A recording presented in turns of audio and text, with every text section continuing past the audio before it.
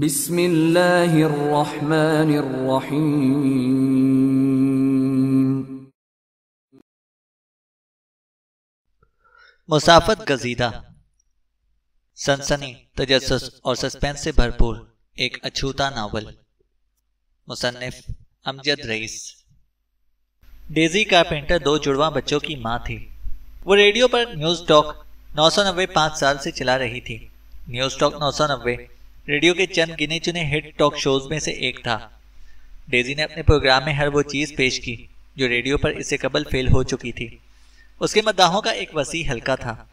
उसके मद्दाहों के मुताबिक डेजी कारपेंटर जिंदगी के मुतालिक आम आदमी का हकीकी नुक्ता नजर पेश करती थी। वो अपने ख्यालात को जबान पर लाने में कोई हिचकिचाहट महसूस ना करती और उसकी आवाज में सच्चाई अया होती जिसे उसके मद्दाह और सुनने वाले महसूस कर लेते थे। नॉथन एक अजनबी घर की ख्वाबगाह में डेजी को सुन चुका था। डेजी का शो सिंडिकेट होकर वसीतर हो चुका था और मुल्क के तोलो अर्ज में सुना जाता था। इस केस में अटॉर्नी कह रहे थे, वो नॉथन के हवाले से बोल रही थी कि बच्चे पर मुकदमा बालिग लड़के की हैसियत से में चलेगा। नॉथन बिस्तर के किनारे पर बैठा अजनबियों के फैसले सुन रहा था, जबकि वो वहां थे ही नहीं। इनको पता नहीं था कि रिकी हैरिस की धमकियों के बारे में। वो महसूस नहीं कर सकते थे कि उसके हाथ मेरा गला दबा रहे थे। वो लोग कुछ नहीं जानते थे, ना उनको इसकी परवाह है। मैं इसको मारने में कामयाब ना होता तो वो मुझे मार चुका होता। ये कैसी ना इंसाफी है। नॉथन के जहन में ख्यालात की आमदोरफ्त जारी थी। पुलिस को हकाइक मालूम करने चाहिए या मैं पुलिस के पास जाऊं। क्या वो मेरी बात का यकीन कर लेंगे? टीवी और रेडियो पर की जाने वाली बातें हकाइक से दूर थीं। इसकी बात कौन सुनेगा? तो वो क्या करे? भागता रहे? पर कब तक? कहां तक? कांटों भरी मुसाफत कहां खत्म होगी? एक दिन वो इसे पकड़ लेंगे। ये ट्रैक एंड फील्ड की रेस नहीं है। क्या वो कुछ नहीं कर सकता? मैं कर सकता हूं, वो बड़बड़ाया। मैं एक तरफा रिकॉर्ड को ठीक कर सकता हूं। एक फोन कॉल में कोई नुकसान नहीं है। कोई गड़बड़ हुई तो वो फोन बंद कर देगा। उसने चैनल की बजाय रेडियो को फोन करने का फैसला किया था। नॉथन के जहन में पहला नाम डेजी कारपेंटर का ही आया था। नॉथन ने कॉर्डलेस उठाकर बटन ऑन किया, स्टेशन का नंबर मिलाया। दूसरी जानिब मसरूफ लाइन का सिग्नल आ रहा था। उसने फिर मिलाया। नवी कोशिश में दूसरी जानिब घंटी बजने की आवाज सुनाई दी। आप कैट लाइन पर आ गए हैं, क्या बात करना चाहेंगे? मैं नॉथन बेली के मामले में बात करूंगा। सभी कर रहे हैं। दूसरी जानिब से आवाज आई। Are you kid? मिली बच्चों से बात नहीं करती। बिली? नॉथन उलझ गया। फिर उसे कुछ याद आया। लेकिन वो मुझसे बात करेगी। I am Nathan Bailey. Daisy gear बदलने वाली थी। नॉथन पर सवाल जवाब करते हुए उसे 45 मिनट हो गए थे।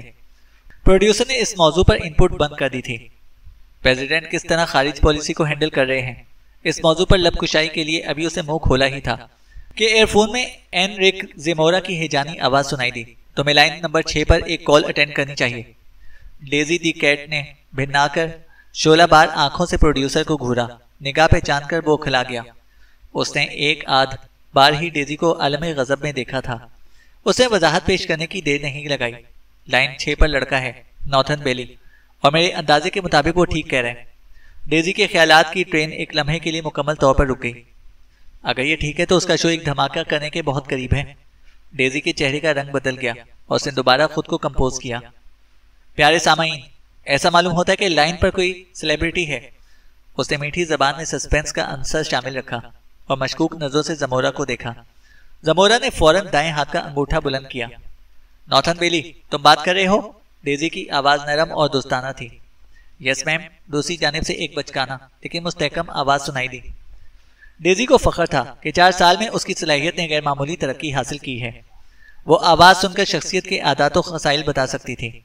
आवाज के जरिए झूठ सच को अलग करना उसके लिए मामूली बात थी। वो समझ गई कि ये आवाज एक बॉय स्काउट और लिटिल लीग बेसबॉल प्लेयर की है और जो कोई भी है वो दयानतदार है। उसने फौरन ही नॉथन के बारे में तसव्वुर में मजीद रीडिंग की। माइकल कम ख्वाबी के असरात महसूस कर रहा था। फोन की घंटी बजी। पेशानी मसलते हुए उसने फोन उठाया। लेफ्टिनेंट माइकल, मैं पेट्रोली बात कर रहा हूँ। दूसरी तरफ से आवाज आई। माइकल के मुंह का मजा मजीद खराब हो गया। सुबह बखैर, तो आप कैमरों का सामना करने के लिए जल्दी उठ गए? पेट्रोली वाज़ेह तौर पर बदमजा हुआ। ताहम मिजाज के बरखिलाफ उसने जवाबी हमला करने की बजाय माइकल का तबसरा नजरअंदाज कर दिया। रेडियो ऑन करो, पेट्रोली बुलंद आवाज में बोला। उसकी आवाज की सनसनी माइकल से छुपी ना रही। बिली को सुनो, वो बेली किड से बात कर रही है, मैं फिर फोन करूंगा। नॉर्थन की घबराहट गायब हो गई। वो मास्टर बेड में टहलते हुए रिकॉर्डलेस पर बात कर रहा था। जो कुछ भी हुआ, जब तक जुर्म साबित ना हो जाए मैं मासूम हूं, उसने मुतालबा किया। जो कुछ भी हुआ, इसमें एक अनमोल जिंदगी का चिराग गुल हो गया। क्या तुम नहीं समझते कि किलिंग एक गलत काम है? बिल्ली ने कहा। यकीनन मैं इसे बुरा समझता हूं, नॉर्थन ने जवाब दिया। लेकिन आपको नहीं पता कि दरहकीकत वहां क्या हुआ था, नॉर्थन ने कहा। क्या तुमने गार्ड की जान नहीं ली? डेजी की आवाज नरम थी। वो कत्ल या कातिल मकतूल के अल्फाज इस्तेमाल नहीं कर रही थी। नॉर्थन की आवाज ऊंची हो गई। इसमें फ्रस्ट्रेशन का अंसर भी नुमाया था। हाँ, लेकिन डेजी ने बात काट दी। कोई लेकिन वेकिन नहीं नॉर्थन, तुमने एक इंसानी जान ली है। आगे क्या बचता है कहने के लिए?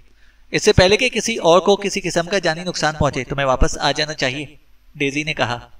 नॉर्थन बिस्तर के कोने पर बैठ गया। मैं वापस नहीं जा सकता। उसकी आवाज में भरपूर मजबूती थी। फैसला कौन? अगर मैं वापस गया तो वो मुझे जान से मार देंगे। रिकी हैरिस यही चाहता था। मैं वापस जाकर इनका अधूरा काम पूरा नहीं कर सकता। क्या मेरी जिंदगी की कोई कीमत है ही नहीं? लाइन कुछ देर के लिए खामोश हो गई। मैं सादा अल्फाज में पूछती हूँ, डेजी ने सिलसिले तकल्लुम को जोड़ा। क्या तुम ये कहना चाह रहे हो कि हैरिस ने तुम्हें खत्म करने की कोशिश की थी? डेजी ने कहा। यस मैम, नॉर्थन ने कहा। ठीक है नॉर्थन, हम इसे दूसरे अल्फाज में फिर से दोहराते हैं। तुम कहना चाहते हो कि तुमने जाती दिफा में हैरिस को हलाक किया, डेजी ने कहा। यस राइट, सिवाय इसके कि वो गार्ड नहीं सुपरवाइजर कहलाते हैं, और ये कि मैं तो सिर्फ खुद को बचा रहा था, लेकिन हादसा इस तरह हो गया, नॉर्थन ने कहा। डेजी को अपनी आवाज सुनकर हैरत हुई, जिसमें हल्की सी हमदर्दी छलक रही थी। नॉर्थन कोई आम बच्चा नहीं था, उसमें कुछ खास बात थी। वो उसकी तस्वीर पहले ही देख चुकी थी और तस्वीर में उसकी शख्सियत का पूरा स्केच बना रही थी। क्या तुम बताओगे कि दर हकीकत गुज़िश्ता रात हुआ क्या था? डेजी ने पूछा। मुश्किल है, कहां से शुरू करूं? वो तकियों के सहारे लेट गया। मैं ऐसी जगह पर ऐसे बच्चों के साथ हम आहंग नहीं हो सकता था, क्योंकि मैं ज़हनी और जिस्मानी तौर पर सेहतमंद था, और जेडीसी सेहतमंद बच्चों के लिए नहीं, वो जेल है। दूसरे बच्चों के लिए तफरीह ये थी कि वो मेरी चीज़ें चुरा लेते और मुख्तलिफ तरीकों से मुझे तंग करते। शायद उनको भी पता चल गया था कि मैं उन जैसा नहीं हूं। मैंने दिफा करने की कोशिश की, लेकिन मैं अकेला था, नॉर्थन कह रहा था। तुमने किसी को बताया क्यों नहीं? डेजी ने मुदाखलत की। नॉर्थन ने कड़वाहट से जवाब दिया। हाँ, मैंने पहले ही दिन शिकायत की थी। ये मेरी एक बड़ी गलती थी। वो रिकी हैरिस था जिसे मैंने बताया था।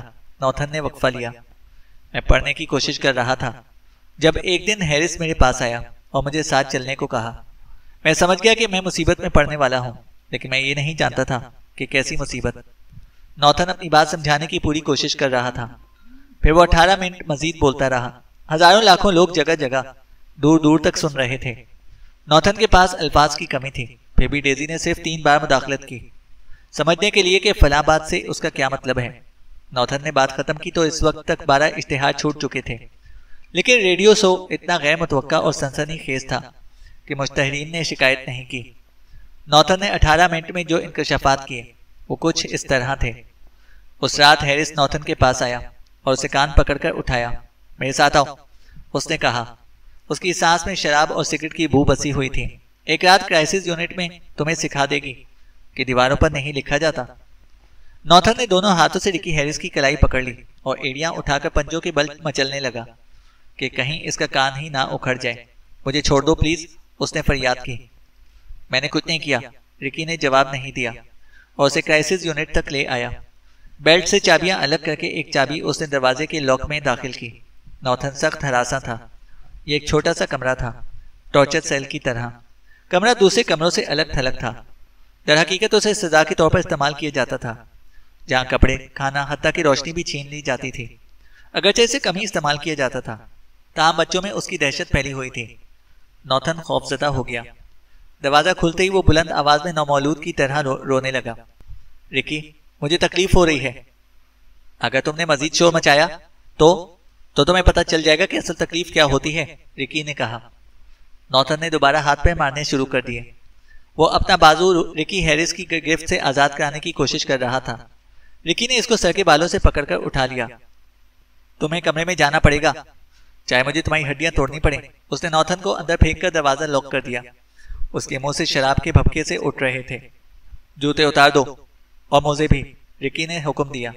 लेकिन यहाँ ठंड है, कंक्रीट का फर्श भी सर्द था। जवाब में रिकी सिर्फ घूरता रहा और एक हाथ आगे कर दिया। नॉर्थन कॉट के साथ टेक लगाकर फिर रोने लगा। अगरचे इसे रोना पसंद नहीं था, बहरहाल उसे जूते मोजे उतारने पड़े। इसने वो रिकी के हवाले कर दिए। रिचर्ड हैरिस दरवाजा लॉक करके फौरन ही गायब हो गया।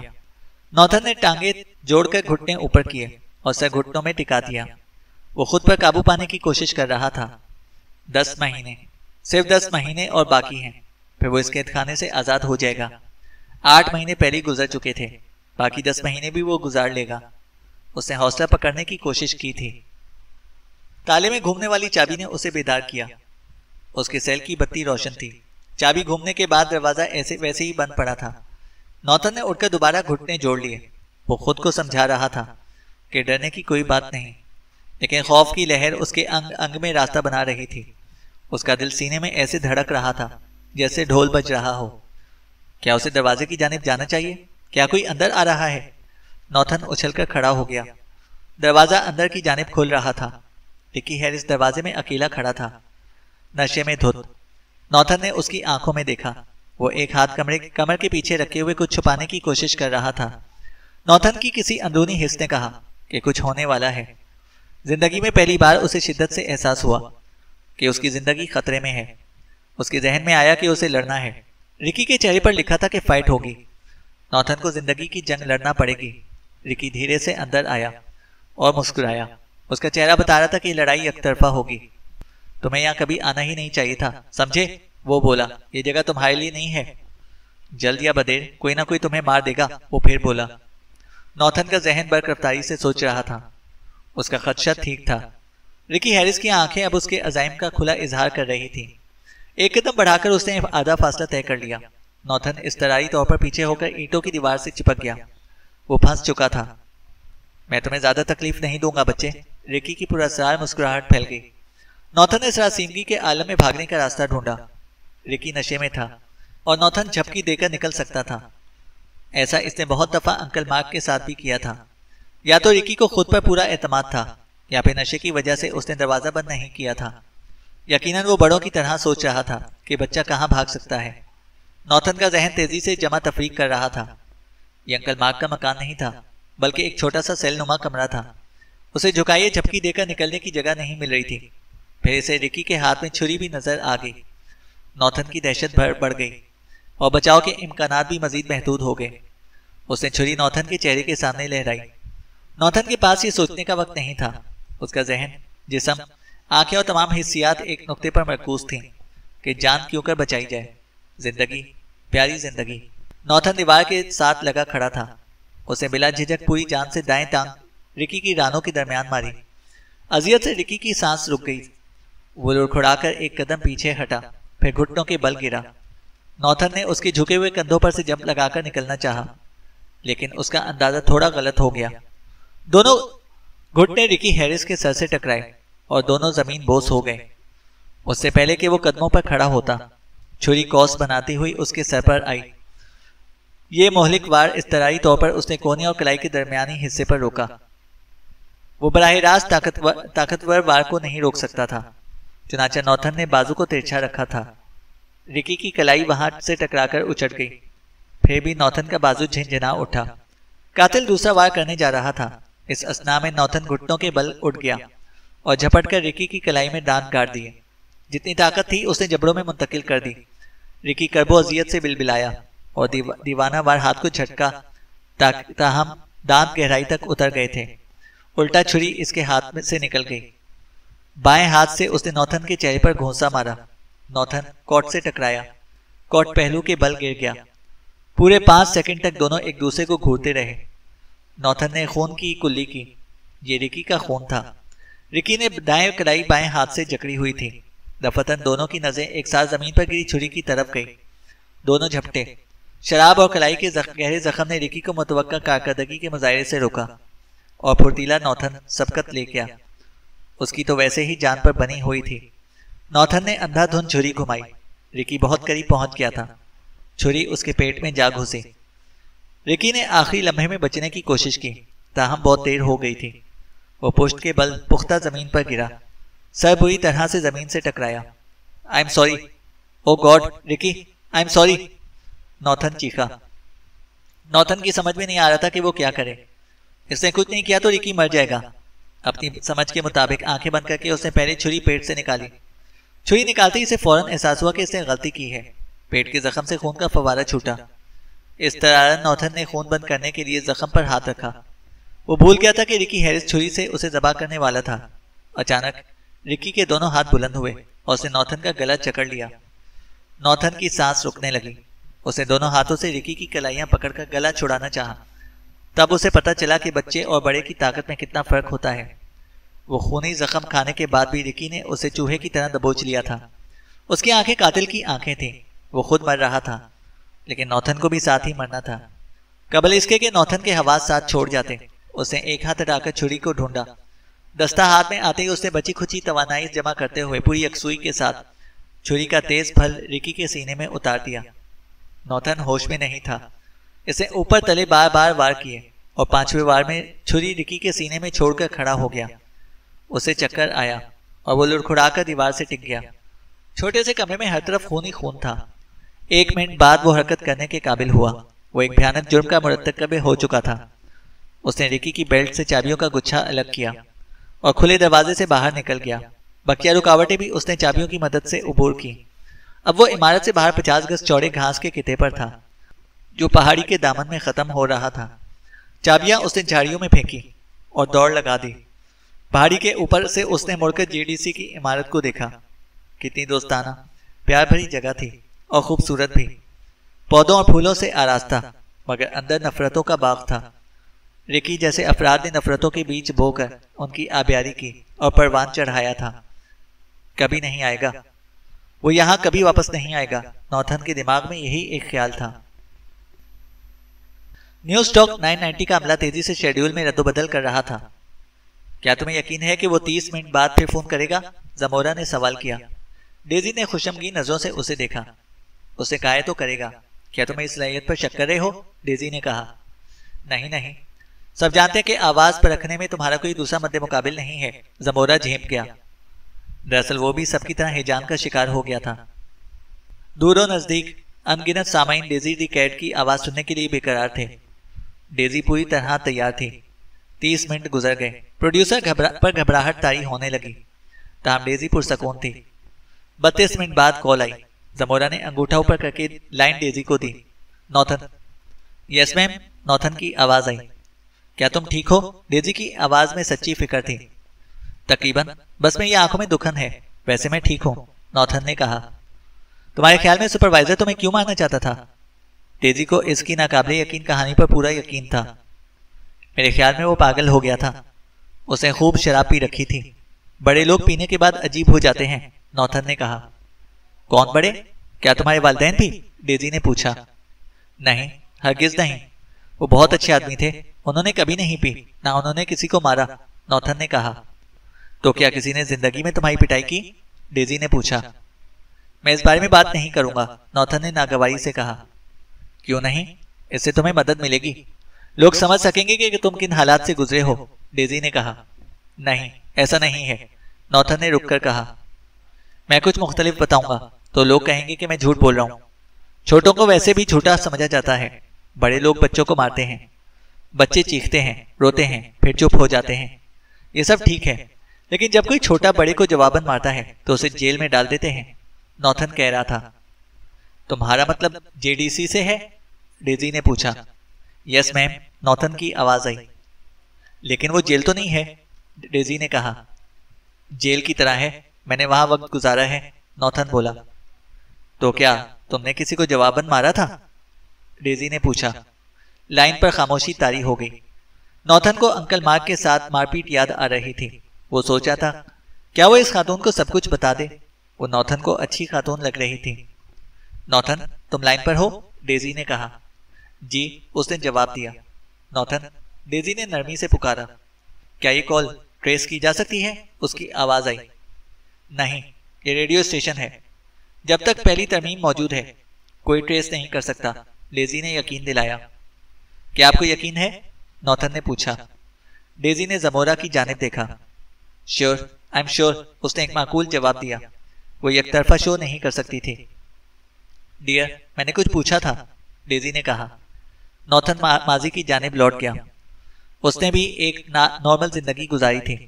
उसके बाप ने उसे एक अच्छे घर में अच्छी तरह पाला था। सिर्फ वो दोनों थे और अच्छे पड़ोसी थे। क्या वो लाखों लोगों को बता दे कि उसके बाप के इंतकाल के सिर्फ 3 दिन बाद अंकल मार्क ने उसे लिविंग रूम में एक पिंजरे जैसी जगह में कैद कर दिया था, सिर्फ उसका मजाका उड़ाने के लिए। वो मदद के लिए चिल्ला रहा था तो पहली बार उसे अंकल के हाथों बेल्ट की मार का जायका चखना पड़ा। अंकल को खराब लोगों के साथ घर में आए दिन हल्ला गुल्ला पसंद था। बहुत सारी खराब बातें थी। नहीं, मैंने जवाबन किसी को नहीं मारा, नॉर्थन ने कहा। लेकिन तुमने हैरिस को मारा, डेजी ने कहा। वो मुझे जान से मारना चाहता था। मैंने अपनी जान बचाई और आप भी मुझे सबकी तरह इल्जाम दे रही हैं, नॉर्थन से सकने लगा। नहीं हनी, डेजी का दिल पिघल गया। मुझे तुम्हारी बात पर यकीन है और मैं झूठ नहीं बोलती, डेजी ने मजबूत लहजे में कहा। मैं तुम्हारी और बहुत से लोगों की मदद करना चाहती हूँ, लेकिन मैं किसी गलत बात की हिमायत नहीं कर सकती, डेजी बोली। यस मैम, नॉर्थन ने खुद पर काबू पाया। इस खातून में उसके बाप की तरह कोई बात थी। डेजी के लिए उसकी पसंदीदगी पहले से बढ़ गई थी। तो मुझे ठीक ठीक बताओ कि तुमने 12 साल की उम्र में कार चुराई थी, डेजी ने पूछा। जी, मैं इस वक्त 11 साल का था, नॉर्थन ने कहा। नॉर्थन, क्या ये खराब बात नहीं थी? डेजी ने कहा। जी, ये गलत काम था, नॉर्थन ने एतराफ किया, और डेजी को खुशी हुई कि वो इसकी तवक्का के मुताबिक मुतवातिर सच बोल रहा था। फिर तुमने ऐसा क्यों किया था? डेजी ने पूछा। नॉर्थन ने अपना फैसला तब्दील कर दिया और अंकल मार्क की तमाम बातें बता दी। फिर कहा, उस दिन मैंने इनकी शराब की बोतल तोड़ दी थी और भाग गया था। उन्होंने मेरे पीछे कुत्ता छोड़ दिया था। मैं डर गया था, मुझे कुछ समझ नहीं आया और मैंने पड़ोसी की कार के जरिए जान छुड़ाई। सब कहते हैं कि मैंने कार चुराई थी, कोई नहीं कहता कि मैंने कुछ देर बाद कार छोड़ दी थी और पड़ोसियों को बता दिया था। सब बड़े लोग बच्चों को झूठा समझते हैं। आप अंकल के पड़ोसी से पूछ लें, नॉर्थन ने कहा था। डेजी को नए इंकशाफात पर दुख हुआ। डियर, मुझे अफसोस है, लेकिन मैं तुम्हें बता रही हूं कि मुझ समेत बहुत से लोग तुमको झूठा नहीं समझते, डेजी ने उसका हौसला बढ़ाया। नहीं, सिर्फ आप मेरी बात का यकीन करती हैं, नॉर्थन ने कहा। जब मैं अपने सामाईन से बात करूंगी तो तुम्हें अंदाजा हो जाएगा कि सब लोग तुमको झूठा नहीं समझेंगे, डेजी ने कहा। ओके मैम, नॉर्थन ने कहा। क्या तुम बताना पसंद करोगे कि तुमने अंकल की बोतल क्यों तोड़ी थी? डेजी ने आयत एहतियात से शो को मुतवाजी रखते हुए ना सिर्फ नॉर्थन का नुक्ता नजर सामने ला रही थी, बल्कि राय आमा को भी तब्दील कर रही थी। वो और उनके अजीब दोस्त शराब पीकर खराब हरकतें करते थे, नॉर्थन ने जवाब दिया। क्या तुम्हारे साथ कुछ खराब हरकत करते थे? डेजी ने बमुश्किल मोहतात अल्फाज चुने। वो बच्चे से बराह रास्त असल बात नहीं पूछ सकती थी, जबकि बच्चा जानता था कि लाखों लोग सुन रहे हैं। उसे नॉर्थन की जहानत का अदराक था। कुछ वक्फे के बाद नॉर्थन की आवाज आई। मैम, ये गंदी बात है, मैं इस पर बात नहीं करूंगा, उसने दो टोक अल्फाज में कहा और रोने लगा। डेजी सन्नाटे में रह गई। इसको और सामाईन को जवाब मिल गया था, चाहे उसकी असल नौयत किसी भी किस्म की हो। देखो हनी, तुम बहुत प्यारे बच्चे हो। मैंने तुम्हारा फोटो देखा है, तुमसे बातें की हैं। तुम बहादुर भी हो। बहादुर बच्चे रोते नहीं। प्लीज ऐसा मत करो। तुम इतना बता दो कि क्या जेडीसी तुम्हें कार चोरी की वजह से भेजा गया था? डेजी ने कहा। यस मैम, वक्फे के बाद नॉर्थन का मखसूस जवाब आया। अब तुम क्या करोगे? कितनी मुसाफत तय करोगे भाग भाग कर? डेजी ने कहा। क्या मैं गलत कर रहा हूं? नॉर्थन ने कहा। देखो, तुम पकड़े जाओगे, डेजी बोली। अगर मैं खुद को पुलिस के हवाले कर दूं तो भी कोई फर्क नहीं पड़ेगा, नॉर्थन ने कहा। और तुम ऐसा क्यों सोचते हो? डेजी ने कहा। मैंने टॉनी को कहते सुना था कि वो मुझे बड़ा लड़का समझते हैं और सजाए मौत देंगे। वो शख्स अच्छा नहीं है। पुलिस और लोग भी मुझे मारना चाहते हैं। उनमें और रिकी हैरिस में कोई फर्क नहीं, उसने आखिरी फिक्रा बुलंद आवाज में कहा। नॉर्थन, तुम खौफजदा हो? डेजी ने कहा। यस मैम, इसीलिए मुझे भागते रहना है, नॉर्थन ने कहा। क्या तुम मुझ पर शक करते हो? डेजी ने पूछा। No, you are good ma'am, Nathan की आवाज आई। शुक्रिया। क्या तुम मेरा एक काम करोगे? यस मैम, नॉर्थन बोला। तुम मुझसे दोबारा बात करोगे? डेजी ने महसूस किया कि उसकी आंखों में नमी आ गई है। यस मैम, नॉर्थन ने आहिस्ता से कहा, और लाइन डेड हो गई। डेजी ने जमोरा को देखा, वो भी उसे देख रहा था। खामोशी छाई हुई थी। डेजी ने दिल से नॉर्थन के लिए दुआ की। पेट्रोली ने 30 मिनट के वक्फे से दूसरे शो के बाद फिर माइकल से रब्ता कायम किया। लड़का अवाम की हमदर्दियां हासिल करने के लिए झूठ बोल रहा है। उसने एतराफ़े जुर्म कर लिया है, बस ये काफी है। पेट्रोली भड़का हुआ था। डेजी दी कैट के प्रोग्राम ने उसके अजाइम में रोड़े अटकाने शुरू कर दिए थे। माइकल कुछ देर तक मोहतात अंदाज में उसके साथ बहस करता रहा, फिर उकताकर गुफ्तगू का सिलसिला खत्म कर दिया। शनासा आवाज ने माइकल को ख्यालात के भंवर से निकाल लिया। उसने सर उठाकर हैकिंस को देखा, जो मुस्कुरा रहा था। अपने दोस्त पेट्रोली से बात कर रहे थे, ठीक समझे? नॉर्थन बेली के अचानक रेडियो पर नमूदार होने से वो बदहवासी में मुब्तला हो गया है। फिर उसने दफतन मौजू बदल दिया और सवाल किया, काम का क्या हुआ? कोई अच्छी खबर? माइकल ने पूछा। अच्छी कहो या बुरी, बहरहाल दिलचस्प खबर है, हैकिंस ने बताया। अव्वल ये कि बच्चे के चचा से मुलाकात नहीं हो सकी। फोन पर और बराह रास्त भी कोशिश की गई। लगता है वो मिलना नहीं चाहता, हैकिंस बोला। क्या वो नॉर्थन की रुपोशी में मदद कर रहा है? माइकल ने पूछा। मुमकिन नहीं है, दोनों में कोई उनसियत नहीं है। हैकिंस ने नोटबुक निकाली। ये मवाद जेडीसी की फाइलों से लिया है। Very sad story. इब्तिदाई 10 साल नॉर्थन बेली के इसके बाप ने परवरिश की। जब वो नौमौलूद था तो उसकी माँ का इंतकाल हो गया। बाप वकील था और खासा खुशहाल था। वो 2 साल कबल कार हादसे में हलाक हो गया। नॉर्थन की जिम्मेदारी कौन उठाएगा? उसका तयन करने का बाप को मौका ही ना मिला। इस तरह बच्चा मार्क बेली की तहवील में आ गया। मार्क के जहन में होगा कि वो ट्रस्ट फंड की मदद से नॉर्थन की जरूरियात पूरी करेगा, लेकिन ये इसकी खाम ख्याली थी। मुमकिन है कि खुद उसकी नज़र भी नॉर्थन के बाप के कई मिलियन डॉलर्स पर हो। ताम सब रकम रियल एस्टेट में इन्वेस्ट थी। नॉर्थन का बाप वकालत और सरमायाकारी दोनों में अच्छी साख रखता था। खुशहाल होने के बावजूद और ज़रूरत के बरखिलाफ उसने दूसरी शादी नहीं की थी। उसे नॉर्थन बेली से प्यार था, जिसकी परवरिश और तरबियत खुद उसने की। प्रॉपर्टी में फंसी रकम कई गुना बढ़कर मुनासिब वक्त पर नॉर्थन को ही मिलनी थी। हैकिंस ने बात जारी रखी। ये कहना बेमायने होगा कि मार्क बेली इस सूरत हाल से नाखुश था, जबकि इसे पैसे की जरूरत भी थी। नतीजतन उसने नॉर्थन के साथ अच्छा सलूक नहीं किया। मार्क फ्रस्ट्रेशन का शिकार था। मार्क के खिलाफ नॉर्थन के दिल में नफरत बढ़ने लगी। रेडियो पर उसने जो कुछ कहा वो सच मालूम होता है। इलावा जी उसकी मुतादिद बातों की तस्दीक भी की जा सकती है। मसलन पोस्टमार्टम के बाद रिकी हैरिस के बारे में ये बात साबित हो जाएगी कि उसने शराब पी रखी थी। हैकिंस बता रहा था। सोशल सर्विस वाले इस दौरान 6 मरतबा मार्क के घर आए थे। बिलाखिर 1 बरस कबल नॉर्थन ने कार चुराई, जिसके बारे में उसने कैट बिल्ली के शो में बताया, और हम इसके अल्फाज की तस्दीक कर लेंगे। वो अपने चचा के चुंगल से निकलना चाहता था। हैकिंस बोलता चला गया।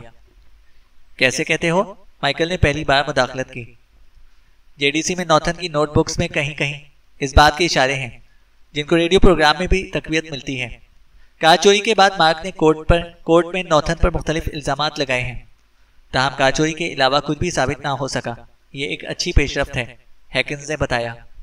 वो क्या? माइकल तसव्वुर में असल कहानी की कड़ियां जोड़ रहा था। हमें वीडियो टेप मिल गई है, हैकिंस ने इंकशाफ किया। मैं समझा था कि कैमरा टूट गया है या तोड़ा गया है। जो कुछ भी हकीकत है मुकम्मल तो नहीं, पर कुछ ना कुछ टेप जरूर देख सकते हैं, हैकिंस ने बताया। माइकल संभल गया। बहुत अच्छा काम किया है तुमने, मुख्तसर वक्त में। उसने हैकिंस की काविश को सराहा। चलो देखते हैं। और वो दोनों कॉन्फ्रेंस रूम में आ गए। कॉन्फ्रेंस रूम माइकल के ऑफिस से मुल्हिक था। वहाँ मुतादिद कैमरे हैं। ये कैमरा क्राइसिस यूनिट के बाहर था, ताहम कारकर्दगी अच्छी नहीं है, हैकिंस ने कहा। माइकल ने स्क्रीन के बालाई दाएं कोने से एक हेवला निकलते देखा, जो नंगे पांव था। टेप ब्लैक एंड व्हाइट थी। बैरूनी रकबे में रोशनी का माकूल इंतजाम नहीं था। कद, हुलिया और पैरों से माइकल ने बआसानी नॉर्थन को पहचान लिया। हेवले की हरकत से खौफ आया था। वो उजलत और घबराहट का मुजाहिरा कर रहा था। उसका लिबास ढीला ढाला था, जिस पर धब्बे ब्लैक एंड व्हाइट फिल्म की वजह से रोशनाई के निशानात मालूम हो रहे थे। ताहम दोनों दोस्त जानते थे कि ये रिकी के खून के निशानात हैं। यहाँ रुक जाओ, माइकल ने हैकिंस से कहा। बेली ने रेडियो पर कहा था कि इसके जूते मोजे उतरवाए गए थे। क्या ये मामूल की कार्रवाई थी? माइकल ने पूछा। हैकिंस ने नफी में सर हिलाया। कहा नहीं जा सकता। मुमकिन है रिकी हैरिस खराब रवैये का मुजाहिरा कर रहा हो या उसे मजीद खौफजदा कर रहा हो, हैकिंस ने कहा। ठीक है, आगे चलो। नॉर्थन हर कदम पर अतराफ में देख रहा था। कैमरे पर नजर पड़ने पर वो हरासा नजर आया और पूरी तरह घूम गया कि कोई उसे देख तो नहीं रहा। फिर उसने कैमरे को देखा और माइकल का दिल बुरी तरह से धड़का। नॉर्थन की आंखों के तासुरात वाज़ेह थे। ये तासुर माइकल ने पहले भी देखे थे। कहाँ? किसकी आंखों में? स्टिल, वो बुलंद आवाज में बोला और नॉर्थन का चेहरा स्क्रीन पर जम गया। हैकिंस माइकल के करीब हो गया। क्या तुम ठीक हो? उसने माइकल को देखा। इसके चेहरे को देखो हैकिंस, देखो। उसकी आंखें ब्राइन की जैसी हैं, बिल्कुल ब्राइन जैसी। हैकिंस ने भी देख लिया। मैं माजरत ख्वाह हूं दोस्त, मैं इसे ऑफ कर देता हूं, हैकिंस ने कहा। नहीं, ऐसा ना करो, माइकल ने मजबूत लहजे में कहा। मैं समझा था कि मैंने माजी को भुला दिया है, चलने दो, बाकी टेप भी देख लेते हैं, माइकल ने कहा। हैकिंस ने बकौर माइकल को देखा और टेप दोबारा चला दी। कैमरे से नजरें हटाकर नॉर्थन ने दौड़ना शुरू कर दिया था। दरमियानी दरवाजों को खोलता हुआ वो बैरूनी दरवाजे तक पहुंचा। इसे भी खोलकर तारीकी में गुम हो गया। हैकिंस ने रिकॉर्डिंग बंद कर दी। क्या ख्याल है बॉस? हैकिंस ने कहा। माइकल ने ठंडी सांस भरी। काश मैं ये सब ना देखता। मेरा काम अब पहले से भी ज्यादा मुश्किल हो गया है। क्या ये टेप प्रेस के पास भी है? माइकल ने पूछा। दोस्त, पेट्रोली के चमचे पहले इस टेप पर टूट पड़े थे और इसे एक भयानक मर्डर मूवी की शक्ल में न्यूज स्टेशन पर चलवाने की तैयारी कर रहे हैं, हैकिंस बोल रहा था। मुझे नहीं पता हैकिंस कि तुम क्या सोच रहे हो, लेकिन मैंने जो कुछ देखा है इसमें मुझे कातिल कहीं नजर नहीं आया, सिवाय एक हरासा दहशतजदा हिरन के बच्चे के। माइकल अफसरदा था। उसे इस मासूम को पकड़ना था जिसने पेट्रोली जैसे मफाद परस्त के पसीने निकलवा दिए थे। वो अपने फर्ज से रूगर्दानी नहीं कर सकता था। हैकिंस, टेलीफोन रिकॉर्ड चेक करो। कितनी बार 800 पर कॉल आई है? कहाँ से आई? कहीं ना कहीं कंप्यूटर ने कॉल पकड़ी होगी। रिकॉर्ड मिलना चाहिए। तमाम गुफ्तगू कंप्यूटर से टेप करो, माइकल ने थकी थकी आवाज में कहा। हैकिंस कर रहा। हमें कोर्ट ऑर्डर की जरूरत पड़ेगी। कोर्ट ऑर्डर के बगैर हम एक रेडियो स्टेशन की मर्जी के खिलाफ कार्रवाई नहीं कर सकते। जानता हूं। ऐसा करो कि पहले रेडियो को रज़ाकाराना तौर पर राजी करो। कोई माकूल हवाला दो, जैसे उनका ये तावन कम्युनिटी के लिए एक बेशबहा खिदमत होगी, वगैरह वगैरह, माइकल ने कहा। ओके बॉस, हैकिंस बोला। और हाँ, एक आखिरी बात, मार्क बेली के अपने माली मामलात कैसे हैं? माइकल ने पूछा। कल्लाश, हैकिंस ने एक लफ्ज में जवाब दिया। माइकल को इसी जवाब की उम्मीद थी। उसकी पेशानी पर सिलवटें पड़ गईं और वो किसी गहरी सोच में डूबा हुआ था। चैनल को सब्सक्राइब करें और बेल आइकन को प्रेस करें ताकि हमारी हर अपडेट आपको बर वक्त मिल सके।